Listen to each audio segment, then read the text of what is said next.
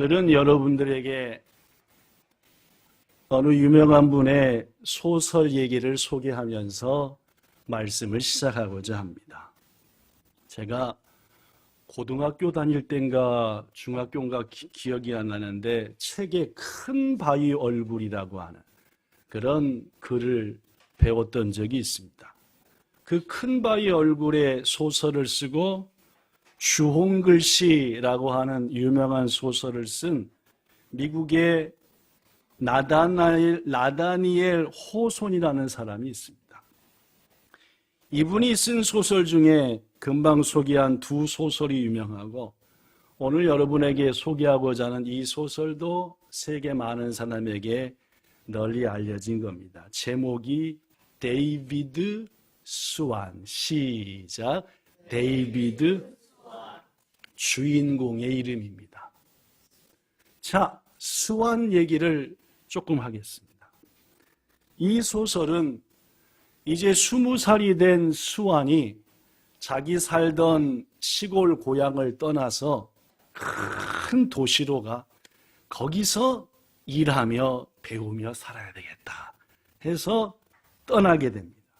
그가 매자스한 곳은 보스턴이라고 하는 미국의 유명한 도시였습니다. 집을 떠나 20살의 청년이 꿈을 품으며 보스턴을 향해서 한 걸음 한 걸음 가는데 너무 새벽에 일찍 출발했나 보다. 점심 먹고 나니까 뭐가 와요? 졸음이 오는 거예요.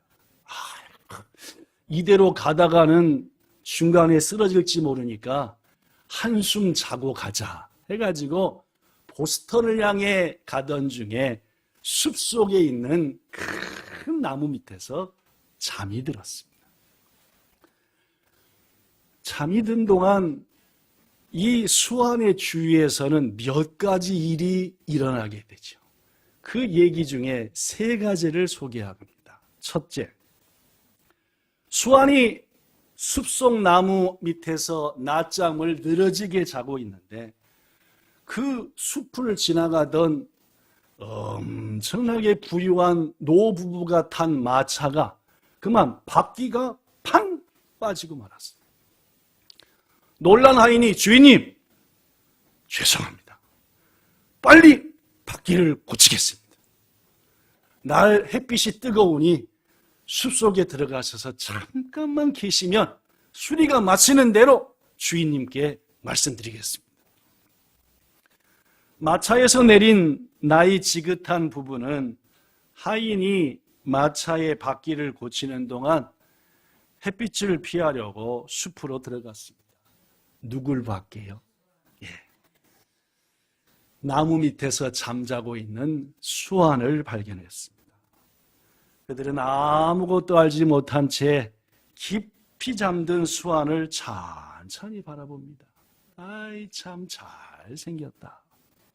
순간 노부부 중에 부인이 남편에게 이렇게 말합니다. 여보, 자세히 보니까 죽은 우리 헨리와 이 아이가 너무너무 닮지 않았어요? 나는 헨리가 꼭 살아온 것 같아요.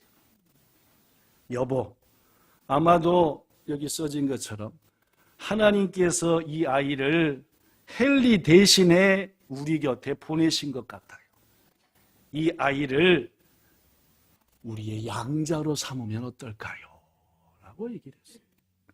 그렇습니다. 당시 이 노부부는 하나밖에 없는 아들을 잃고 슬퍼하던 중, 자신들은 나이가 들었는데 재산은 억만장자로 많고 이것을 유산으로 물려줄 자는 조카 딱 하나밖에 없는데 그 조카의 삶이 아름답지 못해서 어찌할까 고민하던 중이었습니다. 그러다가 누굴 닮은 스완을 본 거예요? 자기 아들을 닮은 스완을 봤습니다. 노부부는 스완이 잠에서 깨기를 기다렸습니다. 왜냐하면 그와 양자에 관한 얘기를 구체적으로 나누고 싶었기 때문이었습니다.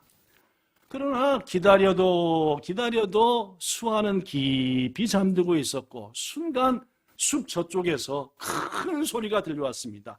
주인님, 마차의 수리를 다 마쳤습니다. 깜짝 놀란 노부부는 알았네 하고 잠든 수완의 곁을 떠나버리고 말았습니다. 이게 이 소설의 첫 번째 장면입니다. 두 번째 장면을 소개하겠습니다.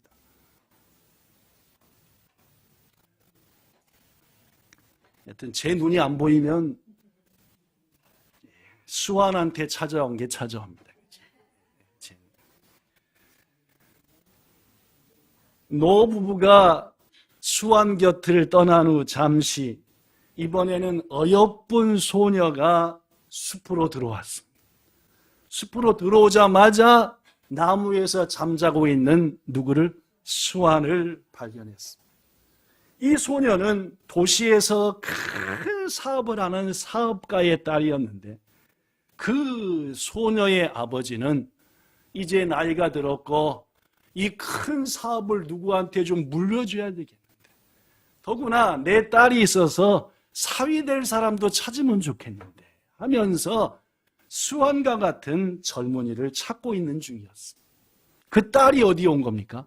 수완이 자는 나무 밑에 왔습니다.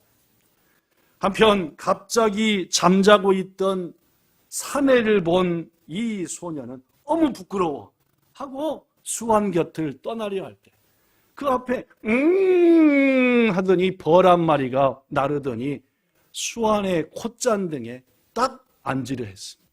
오고 이걸 어찌해? 가지고 있는 손수건으로 어이 벌아 저로 가라 하면서 보니까 수완의 모습이 더욱더 잘 보였어요. 진짜 잘생겼다. 어여쁜 소녀의 마음이 흔들흔들했습니다. 그렇지만 고온하게 잠들어 있는 수완을 깨워 그와 얘기할 수는 없었습니다. 소녀는 기다렸습니다. 수완이 뭐 하기까지? 잠에서 깨겠지. 깰까요? 안 깼을까요? 안 깼습니다. 수완은 끝내 깨지 않았고 소녀는 아쉬운 마음으로 나무 밑을 떠나 집으로 돌아가 버리고 말았습니다. 이게 두 번째 장면입니다. 마지막으로 세 번째 장면 소개합니다. 소녀가 떠난 후 잠시 이번에는 두 악당이 훔친 물건을 나눠 가지기 위해서 그 숲속으로 들어왔습니다. 누굴 발견했습니까? 한 강도가 얘기합니다. 저놈, 저 녀석의 가방과 주머니에 왠가 모르게 넉넉한 돈이 들어있을 것 같지 않아? 이에 두 악당은 자고 있던 수완 곁으로 다가왔습니다. 한 악당은 날선 칼을 빼서 수완의 심장을 겨누고 있었고 또 한 강도는 수완의 가방과 주머니를 뒤지고 있었습니다. 뭔가 귀한 게 딱 만져지는 순간 저쪽에서 사냥개 한 마리가 수완과 강도들이 있는 곳으로 뛰어오기 시작했습니다. 두 악당이 말합니다. 기가 막힌 찬스 때 저 개가 올 게 뭐야. 저 사냥개 뒤에는 분명 주인이 쫓아올 거야. 안 되겠다 뭐 하자. 이 자리를 피하자. 결국 두 강도도 수완 곁을 떠나고 말았습니다. 잠시 후 드디어 누가 깼습니까? 수완이가 깼습니다. 우리도 깹시다, 그죠? 여기도 한 두 명 자고 계신 분 계신데. 제가 소설을 잘못 골랐나 봅니다. 그죠? 자는 얘기하니까 아예.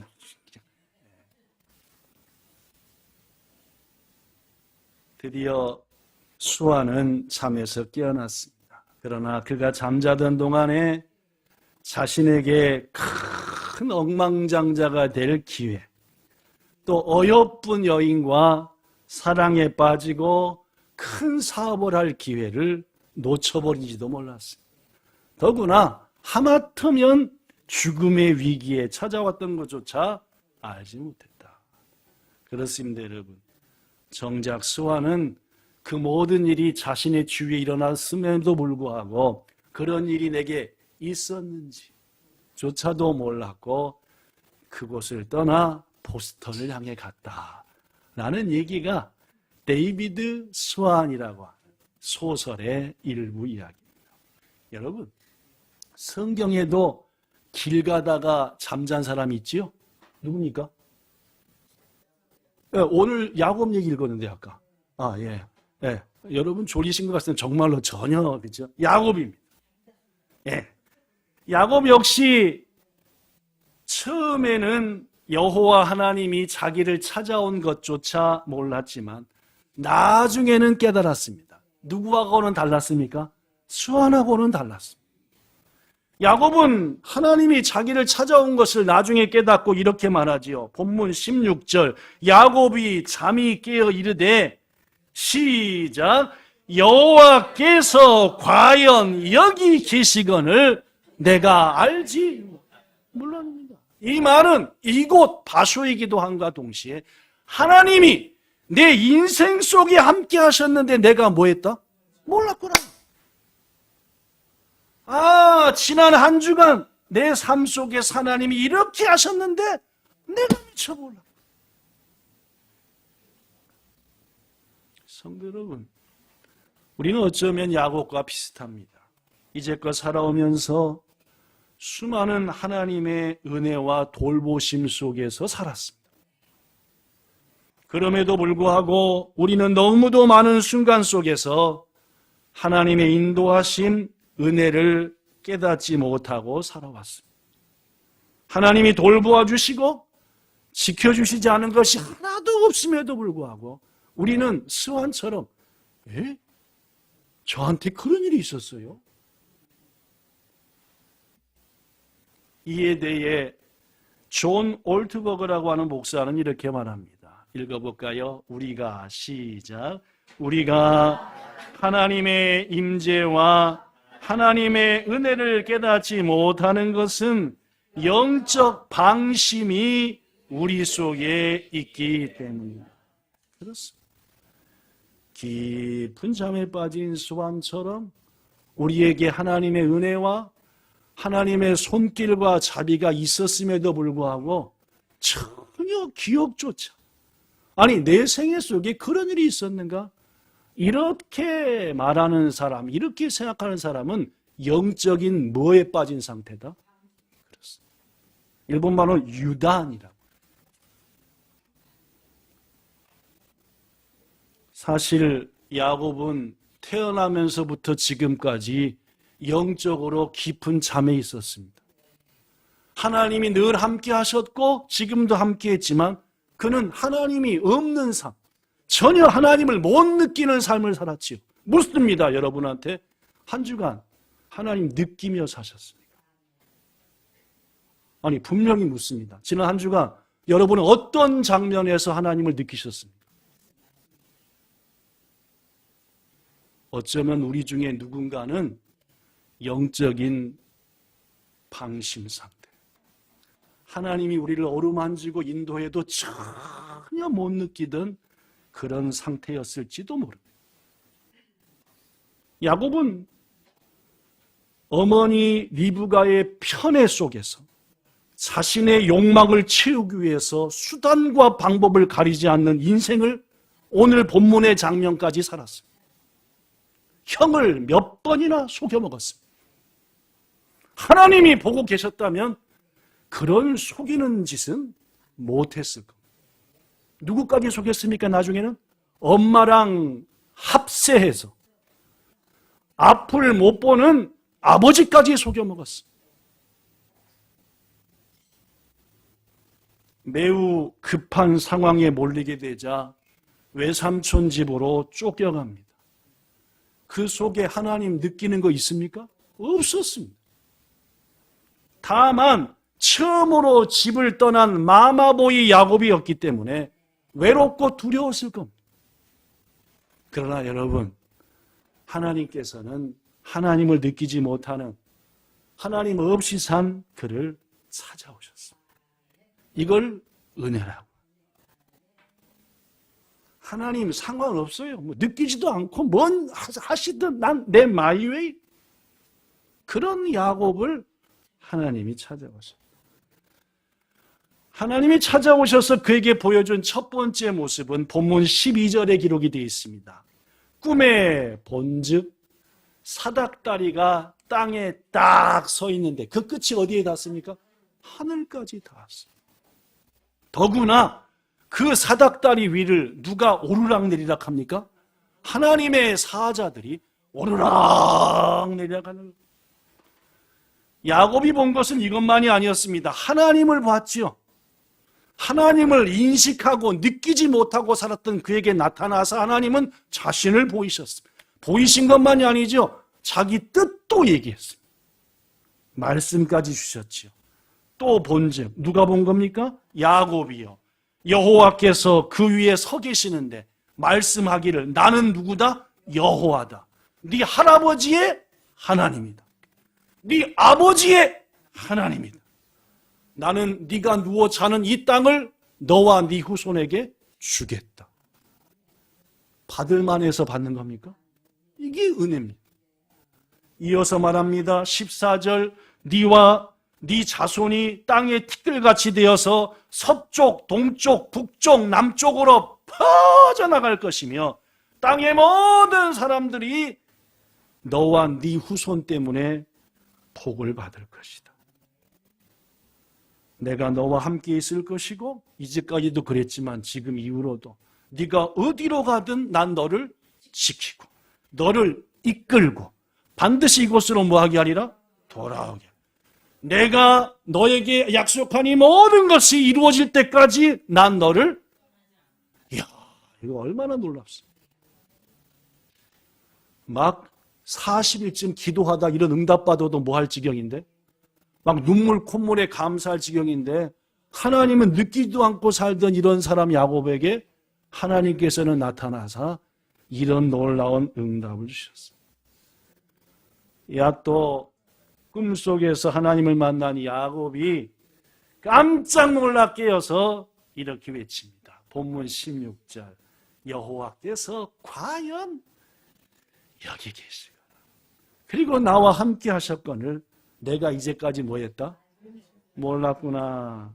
이것을 학자들은 영적 방심에서 깨어나 영적 뭘 하게 되었다? 각성을 하게 되었다. 사랑하는 본향 성도 여러분, 이 시간 함께한 여러분과 저 영적 각성을 선물 받으시기를 축복합니다. 각성. 제가 아까 물었지요? 한 주간 어느 장면에서 하나님을 느끼셨냐고요. 아무 못 느꼈다면 지금이야말로 뭐 해야 될 때입니까? 각성할 때. 하나님께서 야곱을 찾아오셨듯 우리를 찾아오시. 깨어라!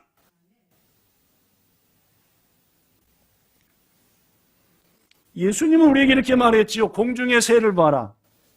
심드냐? 거두더냐? 창고에 모아두이더냐? 아니지 않느냐. 그럼에도 잘 산다. 왜 그런지 아느냐? 너희 하늘 아버지께서 그 모든 것을 돌보고 기르시기 때문이냐. 너희는 그것들보다 더 귀해서 하나님이 늘 돌보신다. 시편 기자도 말합니다. 여호와는 너를 지키시는 분이다. 하나님이 네 오른편에서 너의 그늘이 되셔. 낮에 해도 너를 상하게 않고 밤에 달도 너를 해치지 않고 하나님 너를 항상 지키시고 모든 환난을 면하게 하는 분이 하나님이다. 이것을 느끼고 인식하며 사는 게 영적으로 깨어있는 자의 삶이라는 말입니다. 성도 여러분, 하나님 우리를 사랑으로 길러주십니다. 밤낮으로 지키고 돌보아 주십니다. 여러분과 저가 느끼든 못 느끼든 하나님은 그렇게 우리를 여기까지 인도하셨습니다. 이 사실을 깨우친 믿음의 동역자는 그 돌보아 주신 은혜, 그 항상 지켜주신 은혜를 이렇게 찬양합니다. 하나님 한 번도 나를 실망시킨 적 없으시고 언제나 공평과 은혜로 나를 지키셨네. 다 같이 합시다. 지나온 세월들, 지나온 모든 세월들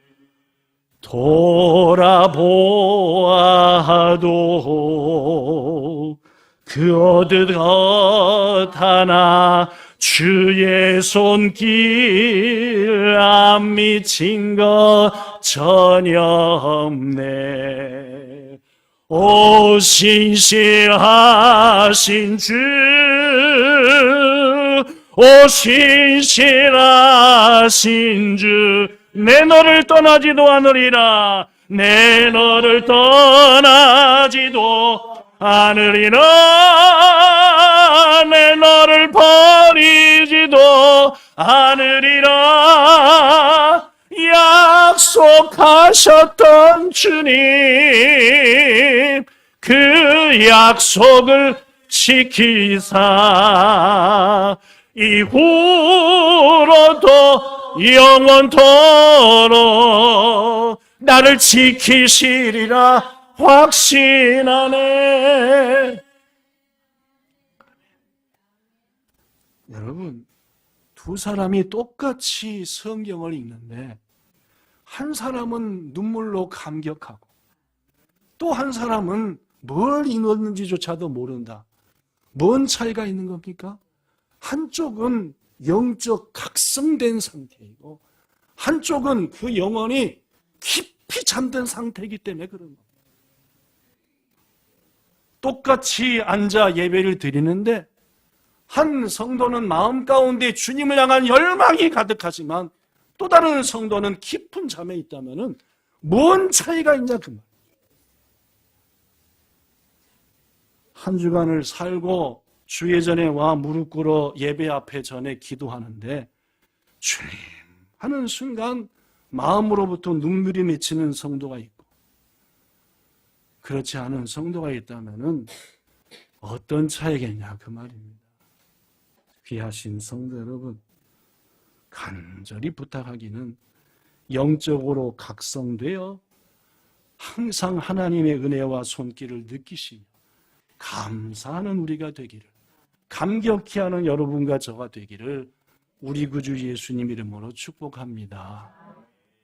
오늘 본문의 야곱은 이 놀라운 은혜를 강권적으로 나타나신 하나님을 통해 깨우쳤습니다. 하나님이 계셨고 하나님이 여기 계셨고 두렵도다. 하나님으로 인해 영적 각성을 선물로 받은 야곱은 두 가지를 결단하여 하나님과 약속합니다. 즉 영적 각성이 있는 사람에게는 반드시 변화가 나타나죠. 그 첫 번째 변화 읽어볼까요? 첫째, 시작. 여호와 하나님께 자신을 헌납해 드리고 예배를. 오늘 본문 17절부터 19절을 다시 보면 두렵도다 이곳이요 이것은 다름 아닌 하나님의 집이요 어디의 문이다? 하나님 나라의 문이구나 한 다음에 야곱이 한 일이 있습니다. 아침 일찍 일어나 베개로 삼았던 돌을 뭘로 세우고? 기둥으로 세우고 그 위에 뭘 벗습니까? 기름을 부었다. 이른바 뭐하는 장면입니까? 자신과 하나님을 드리는 장면. 아벨이 기름으로 하나님께 예배를 드렸듯이 양의 말입니다. 하나님께 예배하는 장면. 그리고 그곳의 이름을 베델, 무슨 뜻이냐? 하나님의 집, 베델, 베델이라 하나님의 집이다. 하나님이 계시는 곳이다. 라고며 사랑하는 이 자리에 함께한 여러분, 하나님을 온전히 만나고 하나님을 경험해서 영적 각성을 체험한 사람이 가지는 간절한 소원은 뭐냐면은 주님을 뭐하고자 하는? 예배하고자 하는 마음. 영적 각성을 체험하고 선물로 받은 사람에게 나타나는 가장 큰 변화의 징조는 그분께 뭐하고 싶은 마음이요? 예배하고 싶은 마음. 그분을 찬양하고 싶고 그분께 기도하고 싶고 요사이 예배를 사모하십니까? 예배가 기다려지십니까? 하나님께서 여러분에게 영적 각성을 주신 징조입니다. 부디 야곱처럼 고백하여 온전히 예배함으로 하나님의 약속을 받아 이 땅에서 가장 높임받는 하나님의 자녀 되시기를 예수님 이름으로 축복합니다. 야곱이 두 번째로 각성하여 결단한 것은 써진 거 읽어봅시다. 시작. 예배하는 제단을 세울 것과 11조를 통한 헌신을. 본문 22절에 보니까 야곱은 말합니다. 내가 기둥으로 세운 이 돌이 하나님의 집이 될 것입니다. 또한 하나님께서 내게 주신 모든 것에서 10분의 1을 내가 반드시 하나님께 드리겠습니다. 그렇습니다, 여러분. 하나님을 온전히 만나고 경험한 사람, 이른바 영적 각성을 선물로 받은 사람의 두 번째 변화는 하나님을 향한 헌신의 마음입니다. 첫째는 예배하는 마음이고, 둘째는 내가 주를 위해서 뭐라도 해야지. 오늘 말씀을 준비하면서 우리 교회 28년의 역사를 돌아봤습니다. 28년 전 홍보에 하나님이 교회를 세우셨고 그로부터 28년이 지났습니다. 지난 28년을 돌이켜보고 또 돌이켜볼 때 한 가지 확신이 있는 것은 우리 본향교회는 끊임없이 영적 각성을 선물로 받은 성도들이 있었구나. 지난 28년간 쉼없이 하나님으로부터 영적으로 깨어남을 받아 각성을 받았던 성도들이 항상 있었고, 왜냐하면 그분들의 예배하는 마음, 그분들의 헌신하는 마음이 지금의 본향교회를 만들었기 때문입니다. 여러분, 잘 들으십시오. 하나님은 자신이 직접 교회를 세우지 않으십니다. 다시 얘기합니다. 하나님은 자신이 직접 교회를 세우지 아니하십니다. 그럼 누가 세웁니까? 하나님을 만나고 하나님을 경험하여 영적 각성을 이룬 사람들을 통해서 당신의 집을 세우십니다. 제가 좋아하는 말씀 중에 출애굽기 25장 8절의 말씀이 있습니다. 하나님이 최초로 우리에게 교회를 지으라라고 명령하는 장면입니다. 자신이 안 지셨습니다. 네가 지어라라고 했죠. 볼까요? 출애굽기 25장 8절 시작. 내가 그들 중에 거할 성소를 그들이 나를 위하여 짓되. 모세야, 내가 너희와 함께하고 싶구나. 항상 함께하겠다. 바로 너희들이 나를 위해서 내가 너희와 함께 거할 거룩한 곳을 지으라. 분명합니다. 하나님은 자신이 직접 교회를 세우지 아니하시고 영적으로 각성을 이룬 사람들에게 교회를 세우라 하셨고, 지난 28년간 우리 교회는 그런 일들이 이루어져 왔다고 저는 확실히 믿습니다. 이러한 우리 교회가 내년 가을 교회 설립 29주년을 맞이해서 우리 교회 역사상 처음으로 헌당 예배를 드리려고 합니다. 하나님, 이 예배당을 주님께 드립니다! 라고 온전한 헌당 예배를 드리며, 그때 우리 교회는 처음으로 장로님들도 세우고 또 새로운 안수 집사님과 권사님들도 임직하고자 합니다. 이 일을 1년여 앞둔 우리 본향교회와 이 귀한 예배당을 헌당할 여러분과 저와, 그리고 본향의 첫 장로님들로 세워질 여러분들에게 무엇보다도 가장 중요한 것은 영적 각성입니다.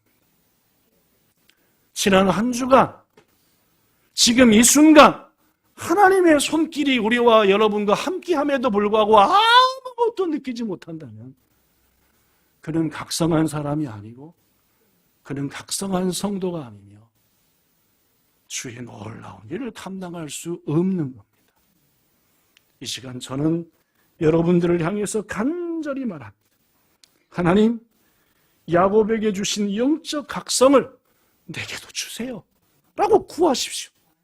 하나님, 저를 깨워주시고 범사에 하나님이 저를 어루만지시고 인도하시고 이끄신다는 사실을 알게 해주세요 라고 구하시기 바랍니다. 그러면 여러분과 저의 꿈은 헛된 꿈이 아니라 하나님이 어루만지시는 꿈이요, 그 꿈은 반드시 이루어지며 오늘 야곱에게 약속하신 것처럼 그 꿈을 이루기까지 내가 너를 뭐하지 아니하리라, 떠나지 아니하리라는 약속이 여러분과 저 가운데 있을 겁니다. 여호와께서 과연 여기 계시거늘 내가 알지 못했구나, 이런 외침과 고백이 여러분과 저에게도 있으므로 이 시간 이후의 모든 삶이 하나님 안에 있습니다. 감사하며 두려워하지 말고 승리하는 그의 영광을 돌리는 우리 모두 되기를 우리 구주 예수님 이름으로 축복합니다. 참 좋으신 하나님, 우리는 언제부턴가 모르게 잠들어 있습니다. 하나님이 함께 하시는데도 하나님이 몇 번이나 우리를 어루만지시며 이 길로 가라, 그게 안 된다, 이렇게 해라 라고 말씀하시는데도 우리는 야곱처럼 우리의 생각으로 가득 차 있어. 그러나 하나님이 우리를 사랑하시고 하나님이 우리를 예수님 피값으로 사셨기에 우리에게도 야곱에게 주신 영적 각성을 주실 것을 믿습니다. 이미 받은 성도들에게는 더욱더 축복된 삶을 아직 뛰어있지 못한 우리들에게는 하나님의 강권적인 역사로 야곱에게 주신 은혜를 이번 주 우리에게 주시옵소서.